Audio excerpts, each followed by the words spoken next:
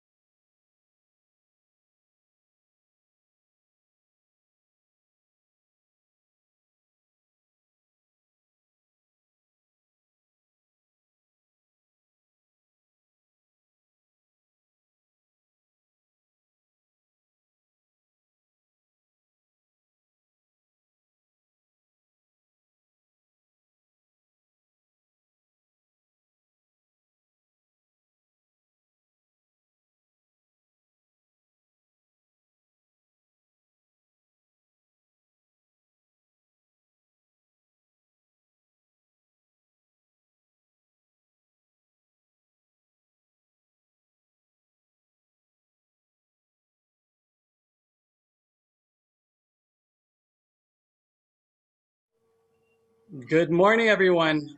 Good morning to everyone here in the Philippines, and good evening to everyone in LA. Today, we have a press conference with Miss Filipina International based out of the USA in California and the Philippine media and press here in the Philippines. To introduce everyone from the organization, I'd like to start with Miss Mildred Diang, the founder of MFI, Mr. Jojo Reyes, the executive producer of MFI, Mr. Ed Tantoco, the co-executive producer and director of MFI, and Winston F. Emano, the strategic media consultant of MFI. Today we have a special guest as well. Joining us is Ms. Cristel Abelio, the previous crown holder of Binibining Pilipinas, USA, currently known as Miss Filipina International. So, good morning, everyone. Good morning, media. And we'll leave the floor to the organization. Go ahead, Miss Mildred. How Mhm. how do you find this year's contestants in Miss Filipina International? So, what makes them stand out to you? Okay. This year's batch, surprisingly, during the pandemic, we did not really expect a lot of candidates, to join the pageant. What's challenging was that because it is an international pageant, we already had like candidates from the Philippines, from Sweden, etc. But because of the ban, current ban from of other countries coming into the US, they were not able to participate. But again, surprisingly, we were supposed to have about 80 candidates or more. But as months went by, that kind of like reduced to like 60 and now down to 50. But we're still lucky to have about 50 candidates all over the U.S. and also Canada. We also have a candidate, from Egypt. I think three from Canada, and like I said, from different states. Okay, so it's really an international pageant. You get Filipinos from all over the world. May I ask what drove Miss Filipina International to start? What influenced you and what inspired you to create the organization? Okay. In the beginning, when we started producing the pageant, um, because I grew up in the Philippines, I thought that, when we produced the pageant, candidates would be joining because they want to compete in an international pageant, such as Binibining Pilipinas, Miss World, etc. And only to find out that after a year or so that because most of the candidates here they either go to school or they work or they do both, that's not really our priority. But of course, we're very supportive of those candidates who would like to compete internationally, like for instance, our Binibining Pilipinas. We were formerly known as Binibining Pilipinas USA for the first 5 years, and then we changed the name on our 6th year to Miss Filipina International. um, but anyway, since the very beginning, the fundamental core value of the pageant is to promote Philippine tourism, and we're lucky enough that we are the only Filipino pageant here in the U.S. that is supported and endorsed by the Philippine Department of Tourism, and we're also the only pageant that has been nationally and globally televised, and the only Filipino pageant here in the US that is also sponsored by the Filipino channel, TFC. Um, so yeah, so that's what drove us, like, to really promote Philippine tourism because especially as years went by, I personally, I am more realizing that these candidates, they cannot really compete, even if we encourage them to compete in international pageants, just because, most of the pageants, they are required to stay at least 30 days in the Philippines and they cannot just leave school or, or their work. For instance, with Christelle, when she joined, when she won the very first time, um, after 30 days before, yeah, a couple of weeks after, she decided to join for Miss World, and she had to stay there for 30 days. And it opened a lot of opportunities for her. She started modeling, she did a movie and commercials and all that stuff. Um, she ended up as one of the semifinalists at Miss World, and then also won one of the special awards, Miss Friendship. But then after a year or so, she came back, here in the US because she still had like 1 year to go. And that was her priority, before anything else. So she graduated college. And then after that, she went back again to the Philippines and then competed for Miss Universe. And that was like early this year. And, she won. She's now the reigning Miss Ginebra. And now she's joining again Miss Universe, 2021. Wow, amazing. So You we're guys very, built, very proud of her. yeah.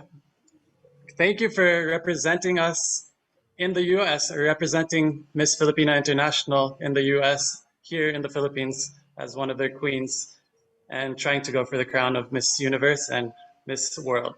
Um, it's amazing how you guys bring the sense of nationalism outside the country to all the Filipinos that are living abroad. Um, in partnership with DOT, you guys, I understand you guys have a tourism program where you guys visit the Philippines as well. Would you mind expounding on that? Do you guys travel around the Philippines with the winners?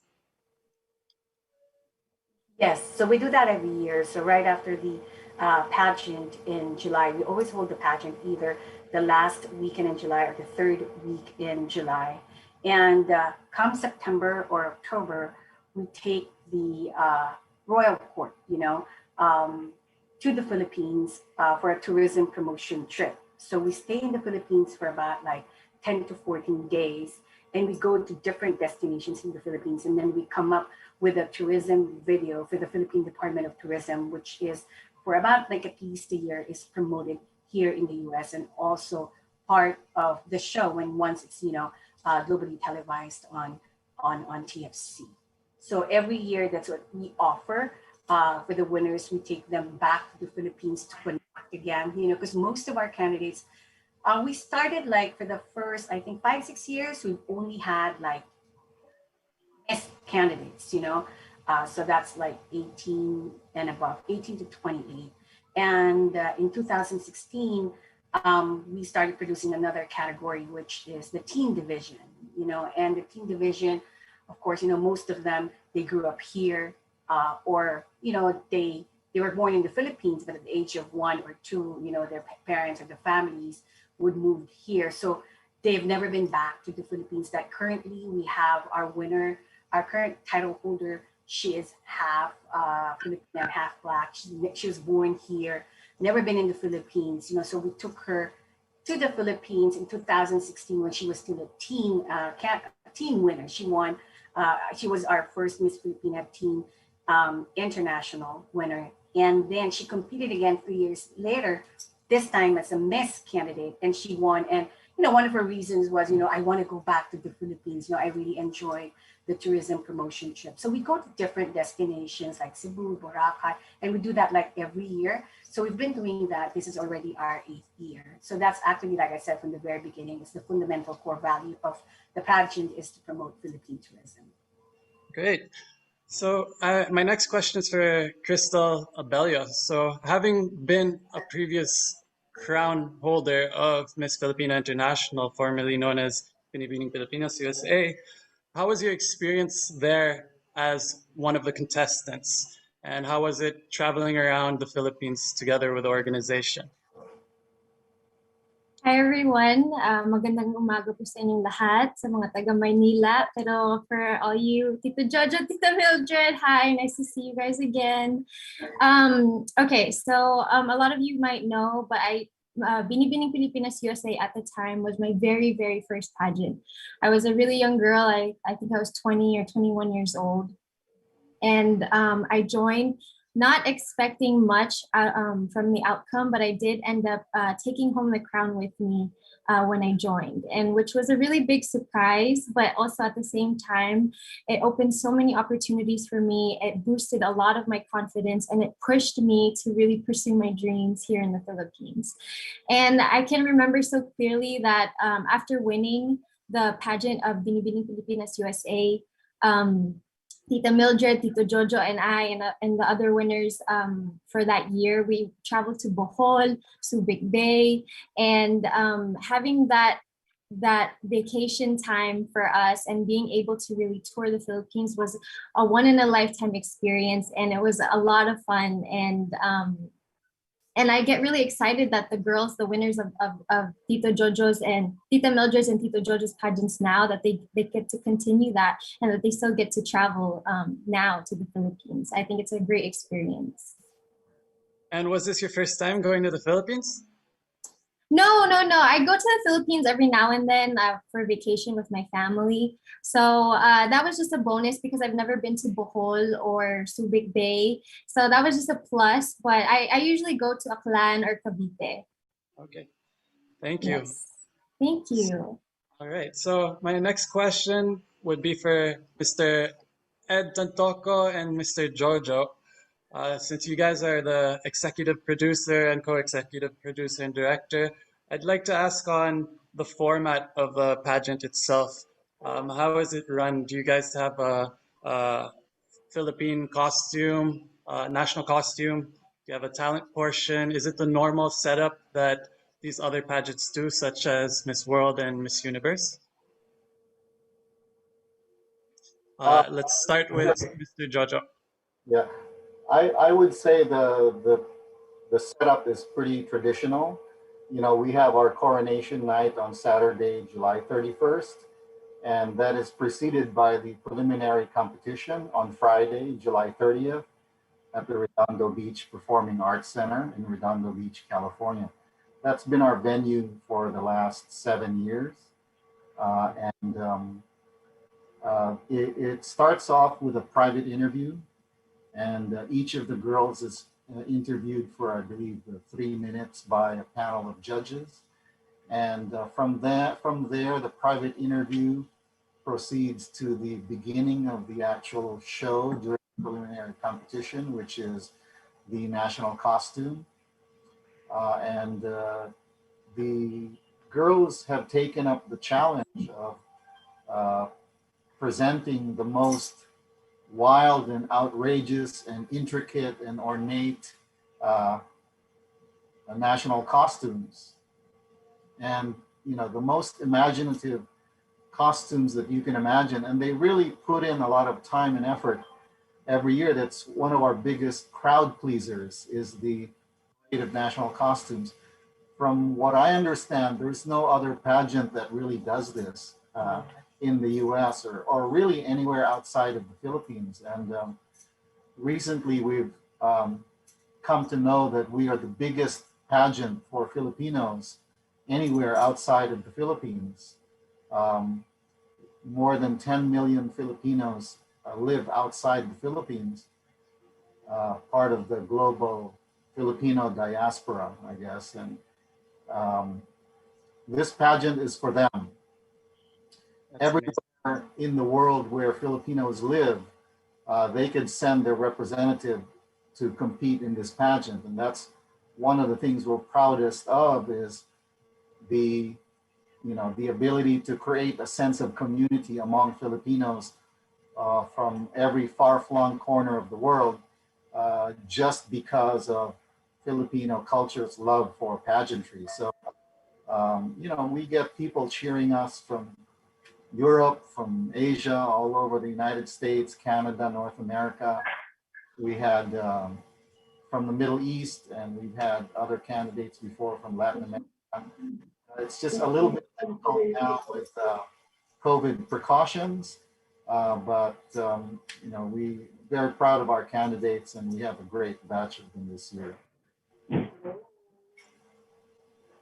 Thank you, Mr. Jojo. Ed, go ahead. Yeah, well, as far as it's very traditional. We have the national costume and swimsuit and all. We just try to elevate each segment of the show. Compared to a few years back, we're trying to develop and improve each segment that we do, from staging, camera works, and even in their choreography. We try to change and try to innovate every like nook and cranny of the pageant. So it's a very exciting event for all the participants and for all of us. It's amazing how you guys are bringing the Philippines outside of the Philippines and bringing that sense of community back to all the Filipinos and overseas Filipino workers working abroad.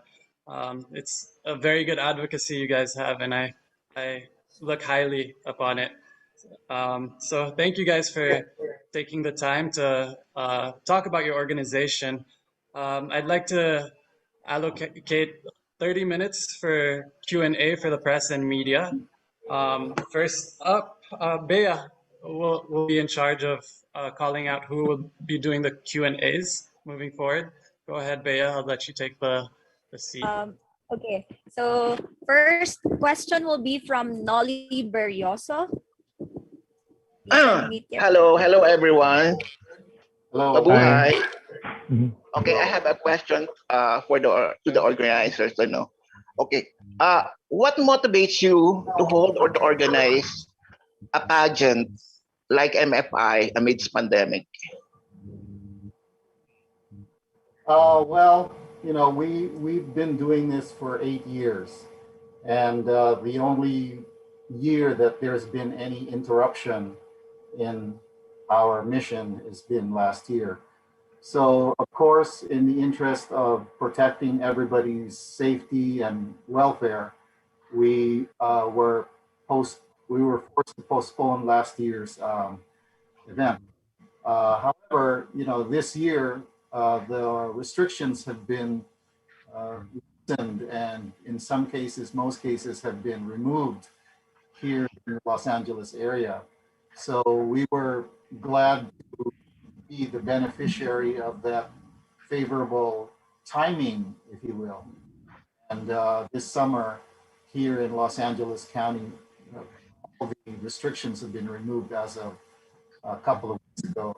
Hopefully it remains that way, but at each and every one of our events, our official pageant events, the highest precautions are taken to safeguard the health and safety of all of our candidates, all of our staff, and all of our supporters. So we institute universal testing, rapid testing for all the candidates before they report for any pageant activity. The ones who are not vaccinated, thankfully, most of them are vaccinated now, but the ones who are not vaccinated, there might be a handful of, they have to present proof of a negative COVID test taken within 72 hours of their checking in. So, of course, effective last week, all indoor activities, everyone has to be masked for any indoor activities, with certain very limited exceptions. So we're very proud of our safety protocols, and we will continue doing that as long as necessary. Okay, thank you, sir. Just a follow-up question. Aside from being MFI queens, how will the eventual winners will be of service to the organization and to the Filipino American community once they are crowned?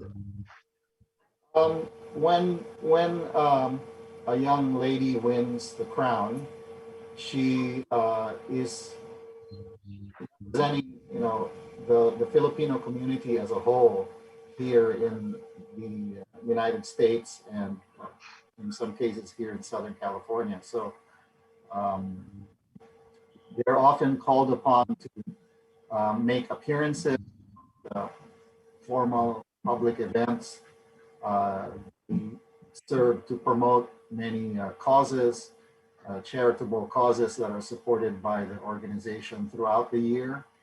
And they're often called upon as goodwill ambassadors during the reign.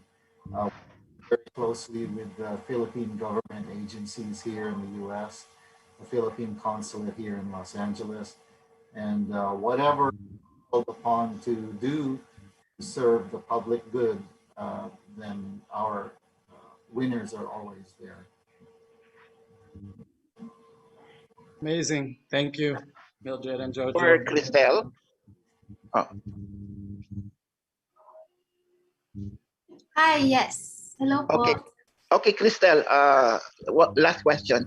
Can you give us your most important testimony as a previous winner of the pageant? Okay, so like I said, when I joined Binibining Pilipinas USA at the time in 2014, it really was unexpected. But I remember I did work really hard to get to, to take home that crown that night. But ever since after winning, I've changed as a person, and up until today I keep growing on a daily basis, and it just really gave me the confidence to believe in myself that I can pursue my dreams and that I can achieve whatever I put my heart and mind to. And I guess it took the crown to really make me realize that I could move to the Philippines and pursue my career here. And as someone, actually, now that we're talking about this, as someone who is a product of an international upbringing, but with a heart that's like rooted in her motherland, I want girls to look at me and to inspire these girls, and I want them to tell them, I want them to be able to tell themselves that they too can pursue their dreams as long as they put their heart and mind into their work. So Well said. Thank you. Thank you, thank Nico. you. Thank you, Nolly. Thanks, Thank you, Crystal. Nolly. So our questions would be from Eton Concepcion.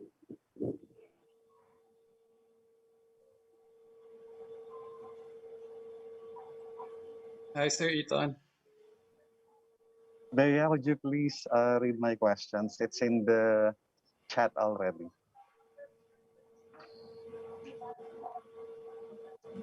All right. So questions from Eton are, number one, grand winners will win a round trip ticket to the Philippines for a 2-week all expense paid experience. How is it meaningful for the ladies? I didn't get the last sentence. How is it meaningful for the ladies? One more time, you're cutting Can off. you repeat that, please, Bea? How is it meaningful for the How ladies? is it meaningful for the ladies? Meaningful.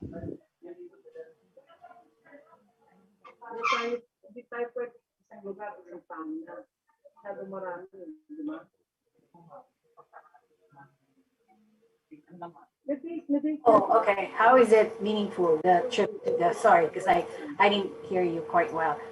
It's actually, I should say that they look forward to the trip, because I go back to what I said initially, that not all of the candidates would like to compete in an international pageant, but but most of them, and I should say majority of them, if not all, would like to take that home that prize, which is a 10 to 14-day tourism trip to the Philippines. As I was saying, a lot of the candidates, they grew up here, they were not born here. They want to go back to the Philippines. They want to connect, like what with their roots, just like exactly what Christelle said earlier.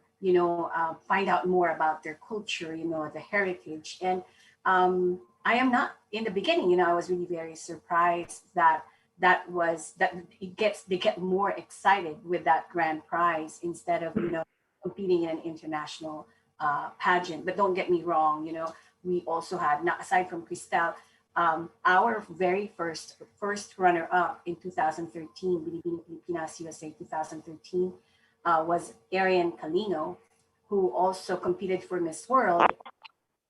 It was the year that Catriona Gray won, and she was the first runner-up. And she's actually, her first pageant too was our pageant, and she was our first runner-up.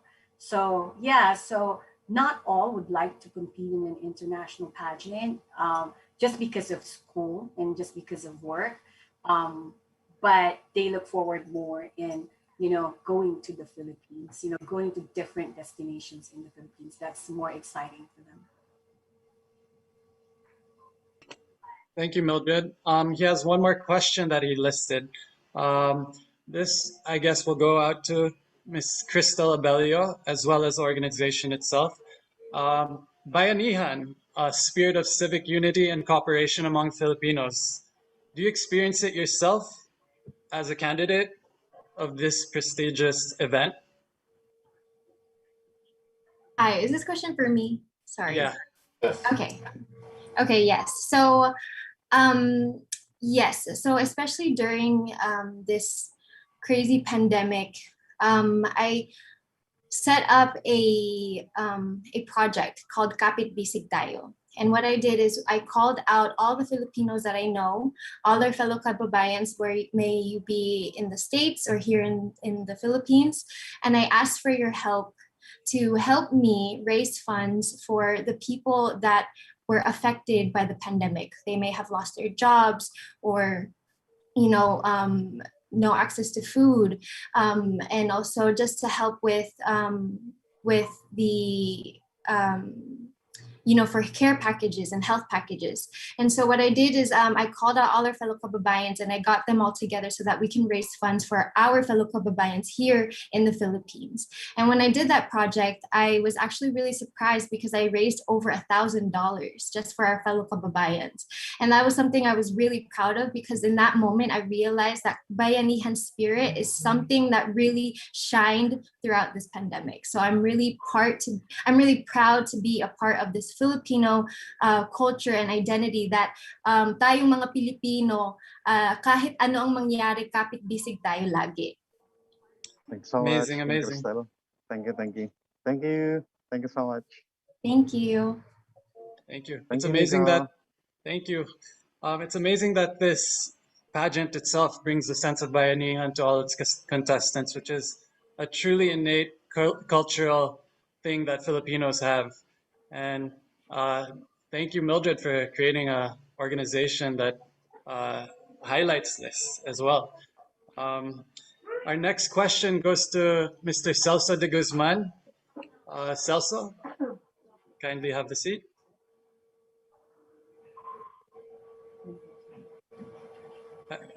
You're on mute there. Hello.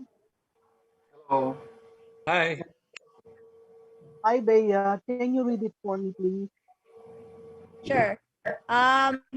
Last July 17, the LA County Department of Public Health have issued an order for the mandatory wearing of face masks due to increased transmission of COVID-19. What are the safety and health protocols will you impose on the quarantine on July 31? Well, it's difficult to say in advance what the required protocols would be, but as of now, we intend to fully comply with all applicable guidelines issued by our local government. And as of now, we intend to have everybody indoors wearing a mask, and there might be like brief exceptions for stage time or something like that, but we will know more as the event is closer. We are in touch with our local LA County Health Department, and we will comply with whatever regulations they issue. Okay, thank you. My second question is, for the organizers, will you allow transgenders or trans women to compete in your pageant, just like Miss Universe? For this year, probably that's something that, as we would have to probably talk about that, for the coming years. But then because the competition is happening in a month, as you may be aware, LA just reopened like, a month ago, a little over a month ago on June 15th. And then when we announced it, there was really no time to talk about, if we were to accept, transgenders. And we never really had an applicant yet. I guess we haven't opened it, to transgenders. But for sure, that is a topic that would be discussed, for the coming months. But then I just have to say that I know, there's a pageant or pageants in the Philippines have removed their height requirements and stuff like that. With us, in the beginning, the first couple of years, we had the height requirement, but then because our focus is really to promote Philippine tourism, one of the requirements is just being height and weight proportionate. I personally believe that there's a lot of Filipino women that who are not tall and yet they're beautiful. So we are known here in the U.S. that they come join us not just promote Philippine tourism, but we accept everyone regardless of height. As long as they are height and weight proportionate. And yeah, so that's what we are proud of with our pageant.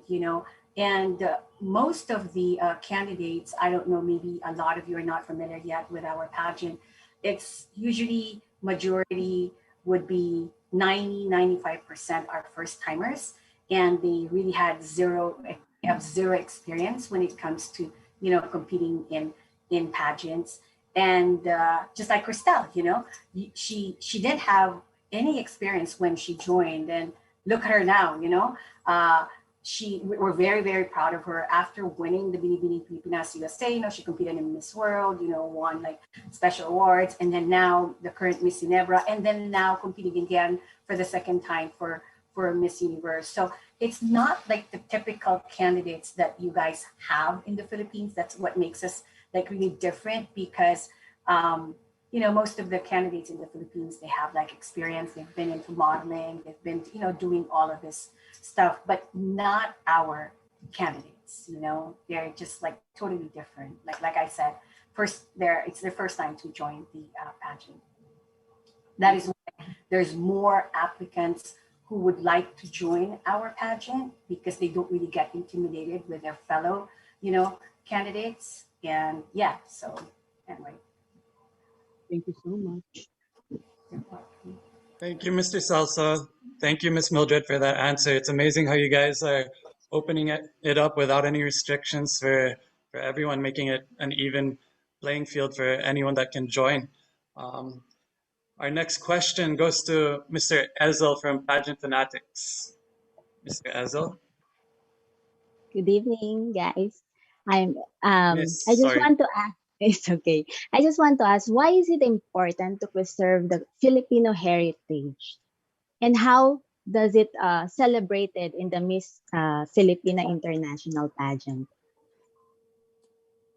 Well, our particular approach is through tourism, and we believe that one of the best ways to encourage these young Filipina ladies to discover or rediscover their own roots and their own culture is by asking them to study the tourism attractions in the Philippines and to become ambassadors. We think that that's our small part that we could play to help promote, economic and other ways of development in the Philippines. So, especially for these young ladies who may not know anything about their culture, it's a big step towards them rediscovering who they are, and we just are very proud of being part of that process. Thank you. Thank you If for I can your... add to that, if I can add to that, please. Sure. Yes. It's also an opportunity to fire start the conversation within these young women, that the Philippines isn't just a destination, where their parents are from, this mysterious destination where their parents are from, or where they may have spent some time as kids. It's an opportunity to learn beyond, liking an Instagram post. It's an opportunity also, you know, to be able to breathe the air that your grandparents breathed, to put your feet in the sand, you know, where your parents used to put their feet into. And for a lot, it's a rare opportunity for those who are fortunate enough to win. It's a very rare opportunity to visit the homeland without their parents. There's an opportunity there to examine, to explore on your own. And I think that there's a purity in that they're able now to share this experience with their friends back where they're from, Filipino or not, to be able to say what a wonderful place this Philippines is, and it's worth exploring beyond Manila. Thank you, Mr. Winston. That's a very encompassing answer that I feel like everyone needed to hear. Yeah. Filipinos, it brings a sense of nationalism too. It brings a sense of heritage to everyone, and it brings more attention to the Philippines in itself. With, as Sir Jojo said, bringing attention to the Philippines and bringing people who could also potentially want to do business over there from the U.S. at the same time. So thank you both for your answers. Our next question will go to Mr. Mars France. Hello, good evening and good morning here in the Philippines. So my question is, what is the main mission or advocacy of the organization? Our main core value is tourism promotion to the Philippines, and especially by these young, second generation in many cases, second generation Filipinas who have not yet had a chance to absorb and to understand their culture and their background. So we give them that opportunity to rediscover, their roots, and perhaps along the way spur some tourism development and economic development in the Philippines. So that's what we see as our fundamental mission. Yeah, I also wanted to add that, in the last 7 years, what we ask from the candidates is to promote, is to choose a tourism destination in the Philippines and throughout their candidacy to promote that destination. So for instance, we currently have 50 candidates, so they will be promoting 50 destinations. And when they were, we had our press presentation of candidates last month in June. Each of the candidates, that was the very first time that, they said something about, they promoted their tourism destination by saying a tourism statement. It was in a mainstream venue because it was hosted and presented by Porsche, because Porsche was one of our these people who attended the press presentation, and we were very surprised because it was the very, very first event after the being locked down, for about a year and a half, and it was a sold out event. And this were attended by not just Filipinos, but a lot of non-Filipinos. And for a 13-year-old or a 14-year-old to say, I invite you to come, to Batangas and see the white beaches in Batangas, stuff like that. So it was ongoing for about an hour. 50 of the candidates promoting each of their destination, and then it just does not stop there. Come preliminary competition and the coronation night, that is also the highlight during the swimsuit competition. So we started this since 2013. So even on stage, even on the voiceover, it was always focused on the tourism destination of the candidates. Thank you so much. And for Mars Cristel, my question to you, Mars. Hello, good morning, Mars. What made you decide to join again in Miss Universe Philippines? So why not, right? Diba? Hindi ko nakuha yung corona last year, so why not try again this time around? I am 27. It is my absolute last chance to join. So, last year I am admitting that I lacked a lot of, we can say, confidence and maybe power in myself to perform to the best of my ability. So I know that this time around, I'm really sure of myself that I really, really want this, and that I will I will fight for this crown. So that's why I really want to join again. Good luck on your journey, Mars, and I love you. Thank you. Thank you, Mars. See you soon. Yeah, amazing. It would be amazing if Crystal could bring home the crown for Miss Universe and be a representative of Filipina International at the same time. I know, right? I'm like, I have like the best of both worlds. Thank you. Thank The you next so much. question, which is a question I'm sure all of you want to hear, is coming from Jay Patao. Jay? Yes, thank you. I think I have my first question is in the chat box with Bea. Hi, Bea. Go through the Yeah, I'll read it na lang for you, Bay. I think you're having connectivity issues there. So, Okay. yeah. So, what made you decide to change your organization from Binibining Pilipinas USA to Miss Filipina International? All right. So we thought of getting the name Binibining Pilipinas USA because, of course, it's the history of Binibining Pilipinas, you know, more than like 50 years in the pageant industry, right? So everybody, like every pageant girl would like to join and compete in Binibining Pilipinas. But through the years, but because here in the US, the candidates themselves, they cannot really pronounce Binibining. You know, it was tough for them. Not only that, you know, when they go out wearing the sashes, whether they were like, you know, still just candidates or title holders, it's very hard for people to understand what do you mean by binibining, especially like, you know, in the sashes, Binibining Pilipinas USA. So it was time, like, you know, on the fifth year that we all decided to change it to Miss Filipina International. And back then it was really hard to make that decision because, of course, you know, I've always loved the name Binibining Pilipinas USA, but at the same time, it was time to move on and change it to an English word, you know, for branding purposes. And we did also not expect that a lot of people loved the name.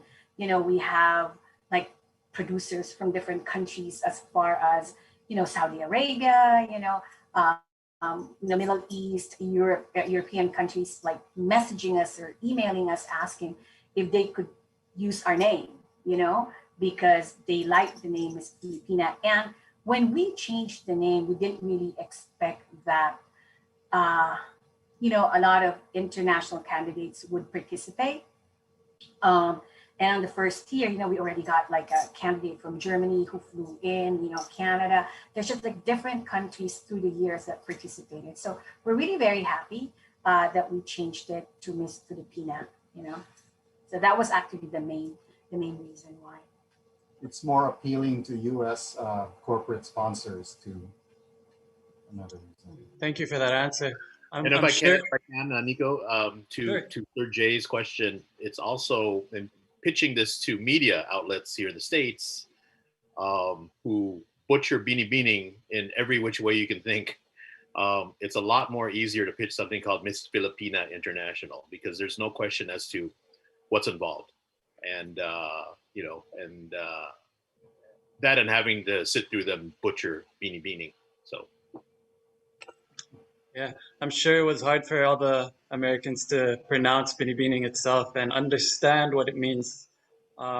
So, yeah, I'm sure that was a very big factor, as well as catering to the market in the U.S. So, thank you guys for the answer. Jay, I believe you're on mute. So you mentioned you had another question. You're on mute.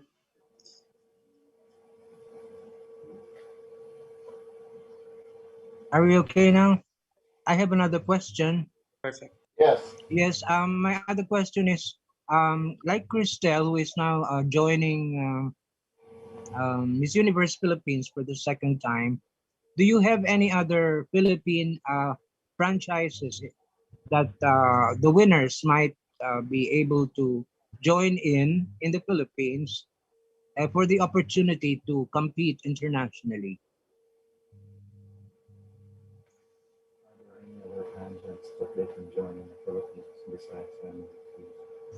Yeah.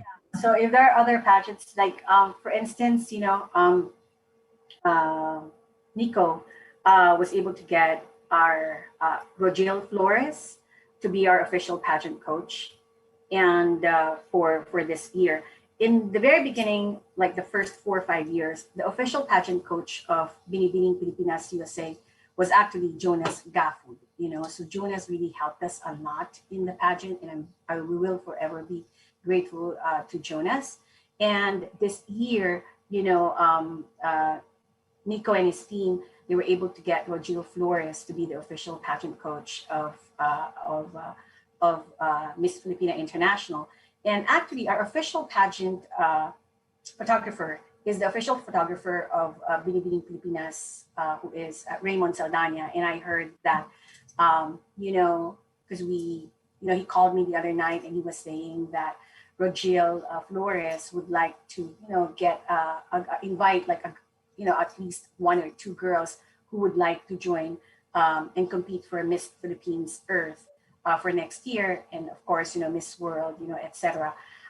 The invitation to all the candidates is open, but I just cannot, we cannot make it mandatory because, like I said, they go to school, they work, they do both. So it is open. We are very supportive of all our candidates, in whatever decision that they may have in the future, whether to compete or whether to just promote Philippine tourism. And, we also had like past title holders, like, in 2015 that we took them to the Philippines, and then they witnessed that there are, of course, these poor kids and homeless people. And when they come back here, they would even open their nonprofit organizations just to help out. So the pageant is not just promoting Philippine tourism or just about competing in an international pageant. So, you may join the pageant and you may have different reasons why you want to join the pageant. You want to take a break, you're graduating high school, entering college, or you have an advocacy, you want to promote tourism, you want to compete in an international pageant, whatever that may be. It's not something our pageant that if you were the winner, you would be competing in an international pageant because of, like I said, schedule, and if the parents would even permit them, because there are current candidates that they don't no longer have families in the Philippines, so that is something that has to be considered, not just like a candidate, but their families as well. But whatever the decision may be, we will always be there to support, each and every title holder and past candidates. Amazing. Thank you. Thank you, Sir Jay. Our next question goes to Tito Norman. Tito Norman, please take the seat. Hello. Hi. Okay. I have only one question, and I'd like both Mildred and Winston to answer it separately. Now, you are running a pageant that actually has candidates who belong to two different generations: the teens who are part of Gen Z and the misses who are part of millennials and perhaps a sprinkling of Gen Zs as well. My question is this: what are the challenges of actually having to deal with the different mindsets and attitudes of these ladies? You have 50, you have 2017s who are members of Gen Z, you have 23 who are millennials and also some Gen Zs. Surely these are 50 different characters as well. How do you take up on the challenge of having to discipline them or having to make sure that their attitude is right for the competition and the like? Okay, first of all, with the teams, right? I was really, honestly, when that was, discussed in 2016, I was against it. I was really against it because you're talking about young women as young as, 13 years old up to 17 years old. As a producer who's been producing the pageant for 5 years, it was really very hard just to manage the missed candidates alone. And this teens coming in, on the 5th year, I I felt that it was really very challenging for me. But, to my surprise, I didn't know that it could be easier because when the Miss candidates, because they're adults, especially here in the US, when you're 18, you make your own decision right away. So if they apply just right, with the Miss, it would take some time. Would I really join? Would I not? There's just like the decision is just always like hanging. Majority of them, it would take a while that if they were to decide to join. And then not only this is like just the processing, but with the teens, because they have a guardian with them, it was easy.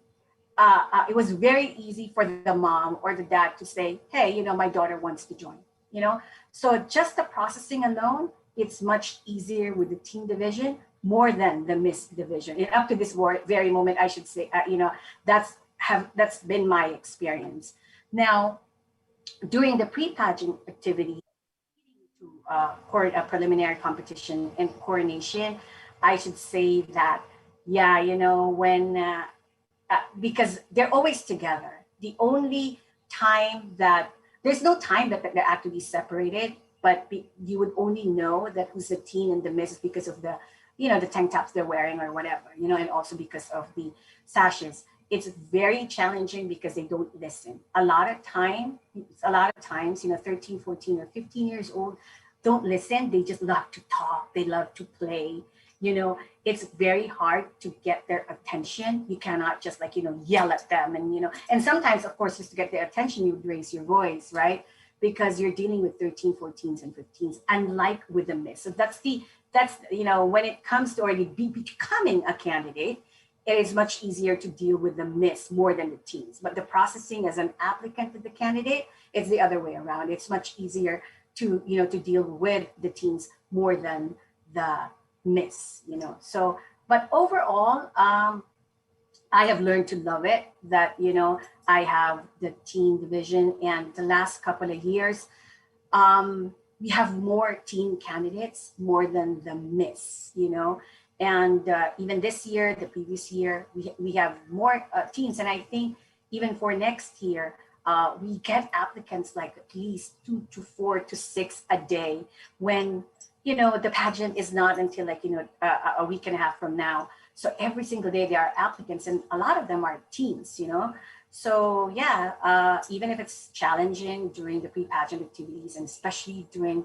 the preliminary competition and the coronation night, I feel that it's when I see all of them, from being 13 and coming on stage and becoming like this young woman, it just makes us very proud. And I don't think anymore of it's very hard to to take care of the teens for 3 months, starting 3 months leading to coronation. Thank you, Mildred. Vincent, do you have anything to add to that? I can just, if I can, yes. I think a nice byproduct of having both teen and Miss compete is that what occurs is kind of an unofficial atehood, if you will, where the teens kind of look to the Miss for guidance, and they become literally big sisters to them, and it's this kind of sisterhood that takes place even beyond the pageant, right? They'll do as these generations do, teen norm, and that is that they'll exchange social media information, and then they follow each other, and then they become friends that way. But it's a wonderful thing to observe, because that in light of the parents not being there, right? They look to their bigger sisters to do that. And I think the big sisters like to be able to be big sisters, to some of the teens. And you can see, and Mildred and Jojo and Ed are best equipped to tell this, but they've observed them, even off to the side, when during break times, they'll be working individually with each other on movements, on steps, on choreography, right? On walks, which is, again, a nice thing to be able to observe. That kind of rubbishes this notion that this is just a competition between individuals. Thank you, Winston. Back to you, Nico. Thank you, guys.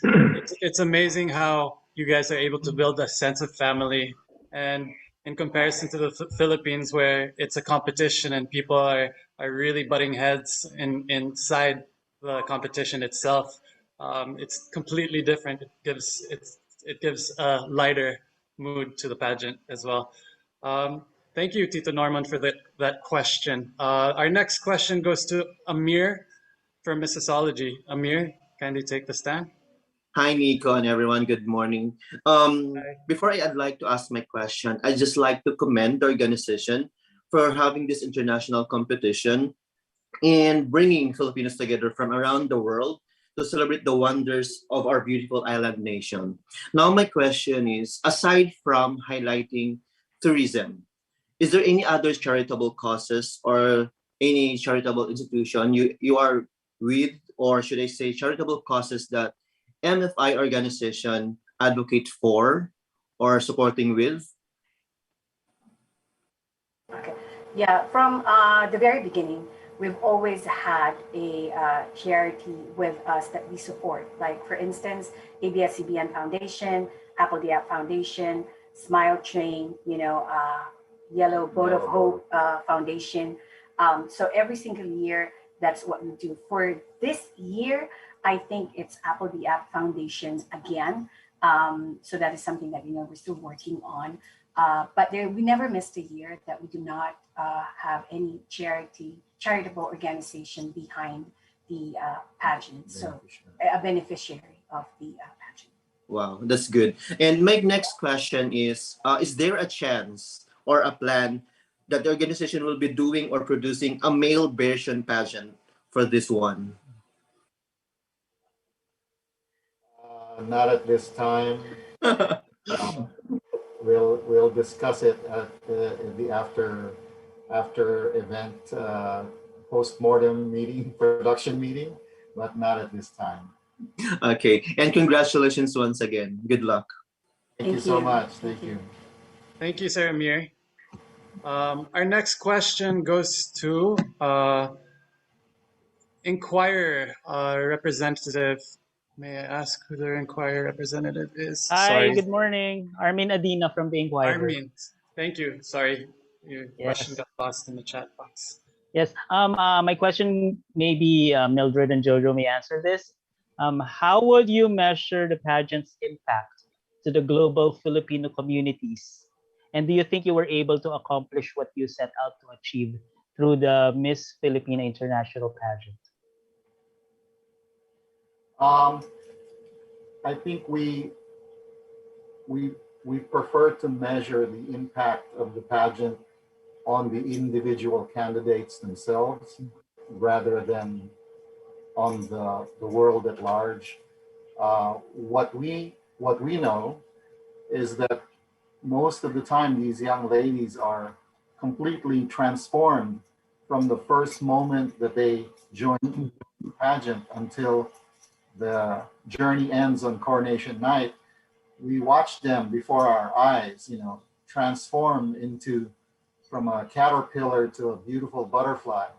And that's one of the things that we enjoy the most producing this pageant, is watching that growth and transformation occur. So we just want to support that level of growth and transformation in each of our candidates as they go through their journey to the crown. And we just want to continue doing that, because that's where I think we make the most impact. Mm-hmm. Thank you for your answer. Back to you, Nico. Thank you. Next question goes to Ken Yong. Guys, can we limit it to one question each moving forward, as we are limited on time? Hi, good morning, everyone. My question is that since the main focus of Miss Philippines International is promoting tourism of the Philippines, what will be the role of the teens and the main winners, not the teen ones, the regular winners? How will it be different from each other? Their roles will be very similar to each other, and what we mainly rely on is for each of the candidates, whether they're part of the royal court or not, is to become cultural ambassadors to their own peer group, because this is a reach or an influence that no one else can have. The best way to influence these young ladies in most cases is through their peers, through their peer group, through their friends. That's where I think we are the most effective in reaching these mostly second generation young women, and helping them become uh, complete versions, more complete versions of themselves, and that includes embracing their cultural heritage. So we just want to continue doing that. Okay, thank you. Thank you. Our next question goes to Adam from Hey Adam G. Hi, Nico. Morning. Hi, Miss Mildred. Good morning. I want to ask, you both could have gone into philanthropy, but how did your partnership with Department of Tourism come about? They didn't know in the beginning in 2013 that that the fundamental core value is Philippine tourism. All we did was that the director of tourism here in Los Angeles, we invited her to attend the coronation, and her staff. And after watching the coronation, the preliminary competition and the coronation night, I got a call from the director of tourism. And then, she was really very thankful. We had a meeting. She was really very thankful. And she said that she did not expect the magnitude of the Philippine tourism, and that the pageant will be mainly focused on, promoting Philippine tourism. So that's how we started the Philippine tourism trip. It was because the former director of tourism offered our tourism ambassador, because the second highest ranking winner becomes the official ambassador for Philippine Department of Tourism. So they offered a round trip ticket to the Philippines. So in that way, she could go to this trip, like going around, the Philippines. And that's how it all started. And then the following year, it was, Christelle's batch, and, the following, and to the very, and to present. So yeah, that no one knew, and we didn't really talk to them about it. We just said that, why don't we promote a pageant that it's not just about, beauty and height, but, something like, I'm not saying that there is no substance with the other pageants, but we're just saying that, because a lot of the candidates don't really want to compete in an international pageant, but to promote Philippine tourism. And it was a big hit. And yeah, so now, that's still our focus, our mission. All right. Thank you very much, Miss Mildred. Thank you, Adam. Our next question goes to Mr. Brix Vera from Sash Factor.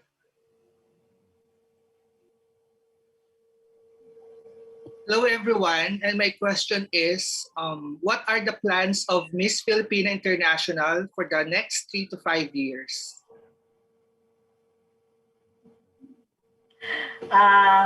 3 to 5 years? Yes.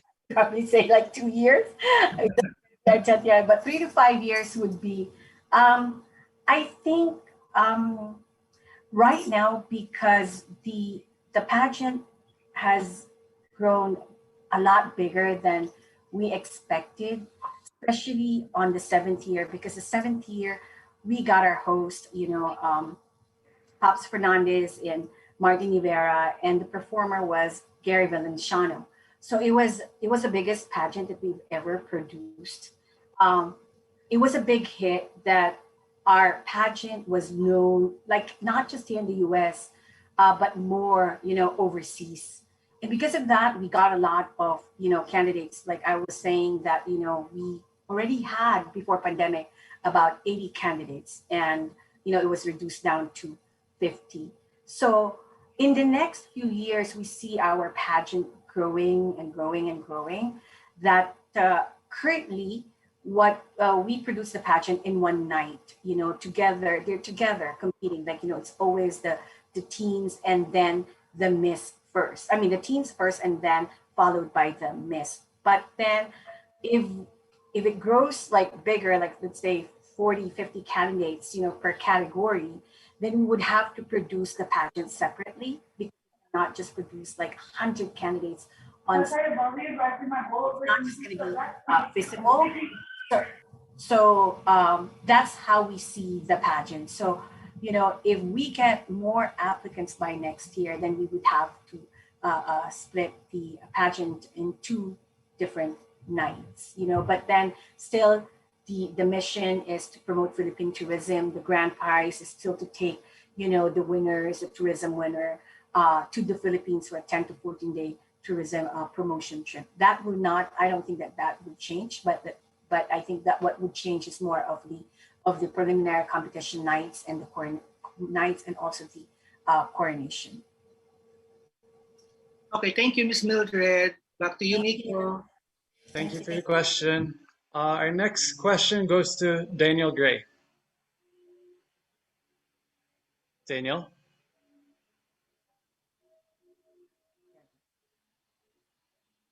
You're on mute. Hello. There. Hello. We can hear you. Oh. My question would be for the organization. How do you do your selection process for your candidates?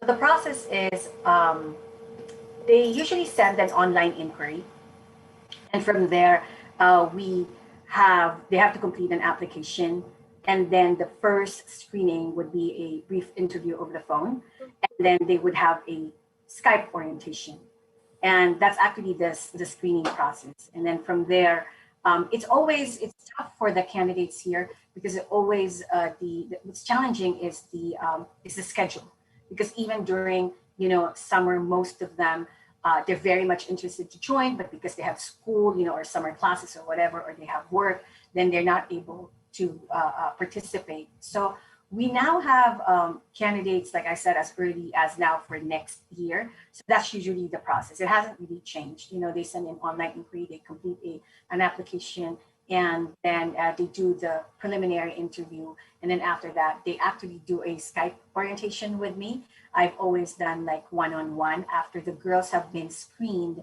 I do the Skype orientation. I meet with one of their parents, regardless whether teen or miss. I always ask one of the parents to be present because I want to be personal to them. So yeah, so if like let's say for the 80 candidates, supposedly I have actually already met every one of them, including their guardian, whether it's their parent or their auntie. So we do at least like an hour orientation. There's Q&A. So I do that like one-on-one, all throughout the year, because there were too many applicants in 2019. Like a month later, we had like 40 applicants. I kind of changed the Skype orientation more into a group orientation, and I did that from August till December. But then I could not. I felt like it wasn't really personal, and like there are Zoom. There's like applicants like 20, 40 all at one time. And then I realized too that the applicants, they're very shy, to answer, to raise questions and, ask questions. Yeah. So effective, like, and again, these are candidates, they don't have, and it's their first time. So for sure, they have a lot of, questions. So that was 2019 from August to December 2019, and then effective like January of 2020, I had to go back doing the one-on-one Skype orientation. So when we see each other during the candidates orientation, we have already met, especially one of their guardians. But that's always been the process, and I don't think we would be changing that. Okay, thank you. Thank you. Our next question goes to Mario Dumalao of ABS-CBN TV Patrol. Thank you, Nico. Yeah, that's Mario Dumalao. My question is for Mildred. Just a short history. Mildred, were you a former beauty queen, and how did you become the tita of Filipino pageantry in the U.S.? Just a short history. No, I've never joined a pageant. That's a very common misconception about Mildred. I thought so. I wish I'm qualified, but I'm not. I'm not even tall. It started because I have a publishing company, and a year later, I started producing as one of the producers for LA Fashion Week. What year was that? What was that? What year was that? Here, so the publishing company was in 2010, and the LA Fashion Week and fashion shows, we started like producing that in 2011, 2012. And that's how it came about. Like in 2012, like in December, I just thought of, why don't we produce a pageant, that would promote Philippine tourism. And then I reached out to Jonas Gafood, and then the very first time, like I approached the sponsor was Porsche, and I said, can we launch the event here at Porsche, and can you sponsor that event? And Jonas Gafood brought with him back then Venus Bra, so Venus Ra was our host and our pageant trainer together with Jonas for the first 2-3 years of the pageant. So that's how it all started, from the magazine to the fashion shows, and then to one thing led to another, and then to the pageant, from the Miss, and then the teen division, and now, both those categories. Okay, congratulations. You're like the Stella Marquez Araneta of the No, US. no. They're way too big. They're way too big. They're way too big. I can vouch that Mildred is not Colombian. Okay, thank you, Nico, for accommodating. Thank you, Mario. Thanks for reaching out to us. I next should be offended because nobody ever asked me if I was a former beauty titleist. Ask Mildred that.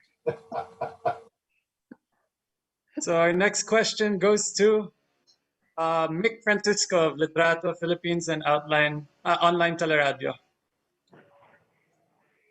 Hi po, good afternoon, ma'am. And good morning and good evening to your country.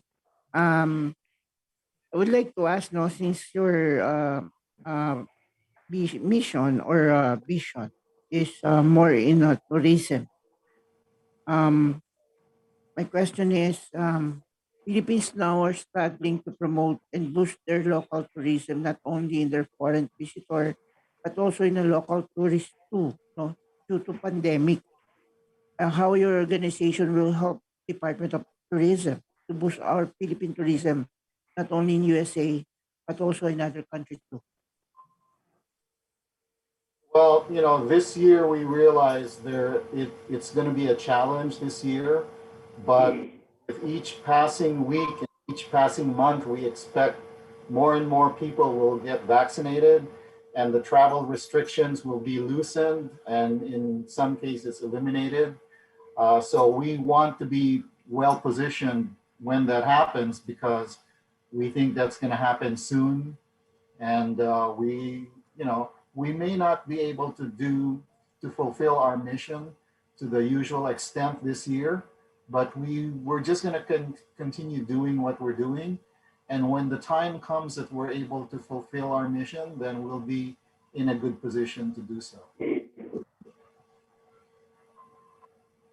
Mildred, baka meron kayong gustong idagdag, ma'am, dun sa question ko regarding po kung paano po tayo makakatulong sa Department of Tourism to boost, Kasi they are struggling to promote. So baka meron po tayong ibang way throughout the organization also to help DOT to promote yung ating problem ngayon pinakaharap sa ating bansa. Yeah, actually this year, despite, having, I know we're going to be required in the Philippines to quarantine at least 7 to 10 days.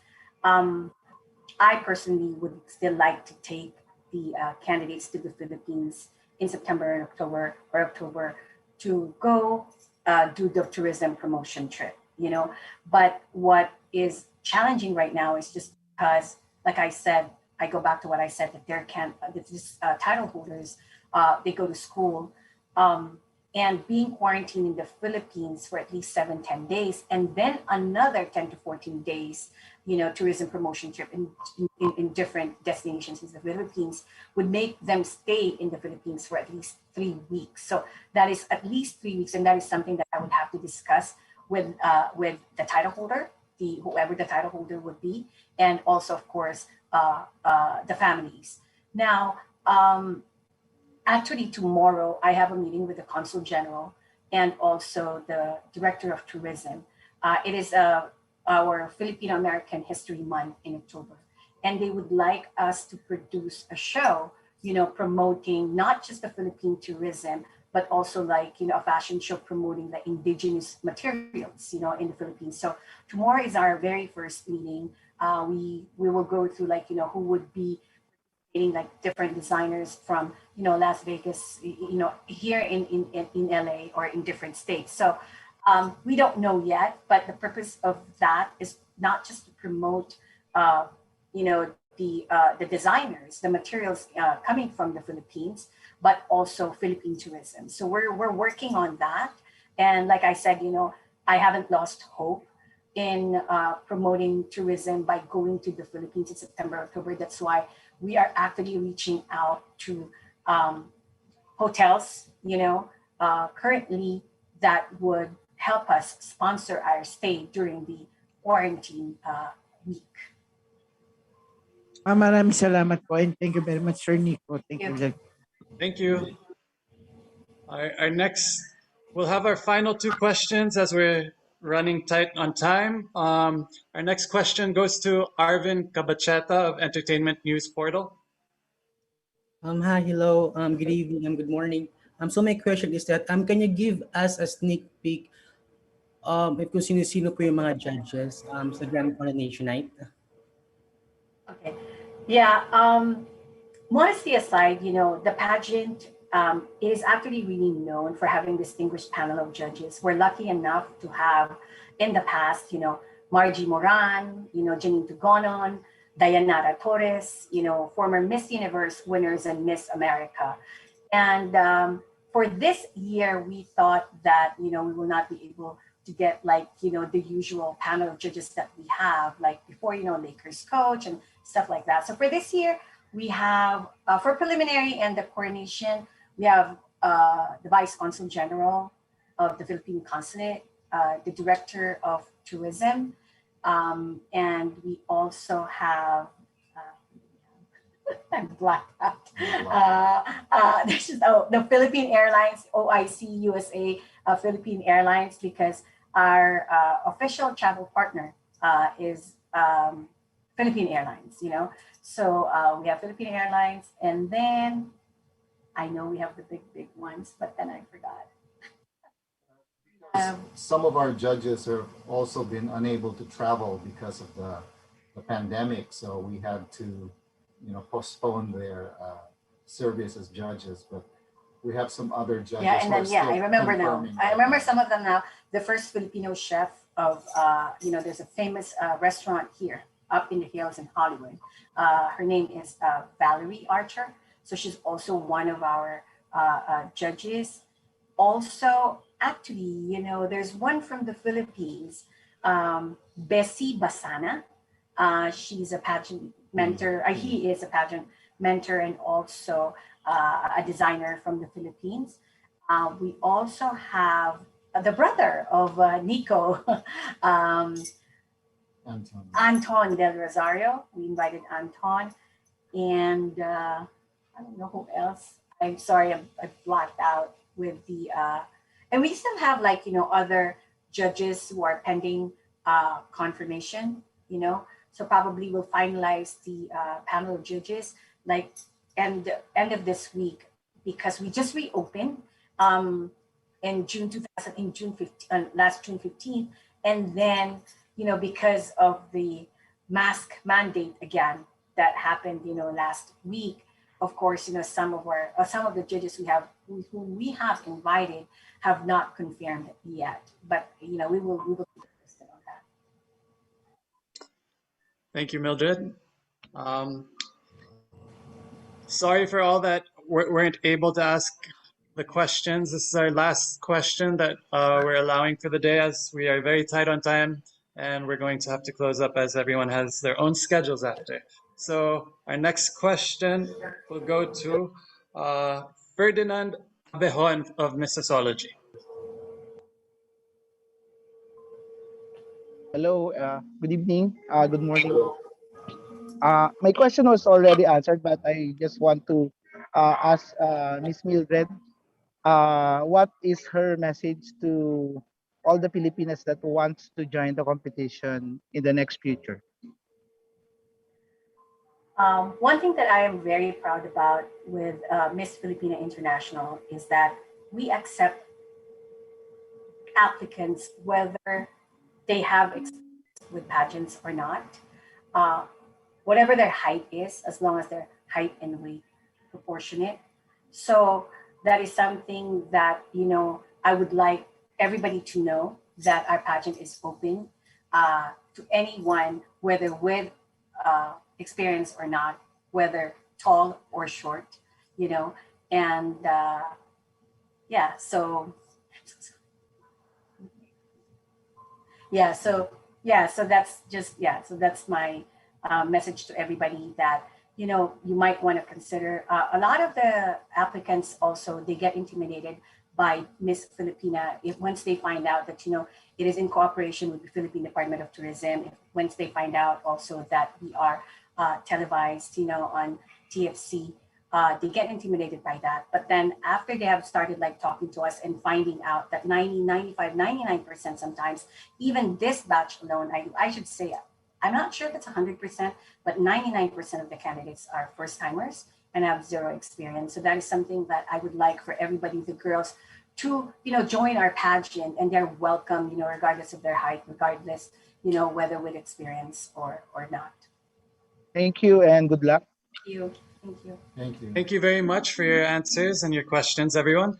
For those who weren't able to ask questions, kindly forward them to me, and I will see how I can get them answered for you moving forward. All right. Thank you again for everyone joining. I'd like to close this off by saying, come join us on the 30th at 7:30 p.m. US time. That is 10:30 a.m. Philippine time here in Manila. So that's going to be the preliminary event. It's happening on the 30th US time, so 31st in the Philippines. And for the coronation night, it'll be held on the 31st in the US around 5 p.m. 5 p.m. US time is 8 a.m. Philippine time, Manila, on the 1st of August. So come join us. I'd like to invite everyone that's watching, both in the US and in the Philippines. Have a good night, have a good morning, and have a good day, guys. Thank you. Nico, group photo daw. Group photo, sure. Everyone, let's take one.